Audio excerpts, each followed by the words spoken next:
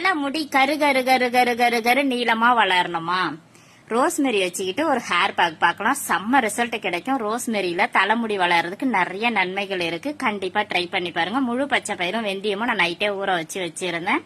ரோஸ்மெரியில ஒரு மனமும் ஒரு வாசனையும் கொடுக்கும். கண்டிப்பா ட்ரை பண்ணுங்க. ரோஸ்மெரி 2 ஸ்பூன் அளவுக்கு எடுத்துட்டு 1 டம்ளர் தண்ணி போட்டு ரெண்டு ஸ்பூன் அளவுக்கு ரோஸ்மெரியும் போட்டுட்டு 1 ஸ்பூன் அளவுக்கு கரிஞ்சீரகமும் போட்டு தலபலான்னு கொதிச்சதும் 1/2 டம்ளர் அளவுக்கு ஆகிற அளவுக்கு கொதிக்க விட்டு ஸ்டவ் ஆஃப் பண்ணிடலாம். வடிகட்டிடுவோம். நமக்கு தேவை அந்த தண்ணி மட்டும்தான்.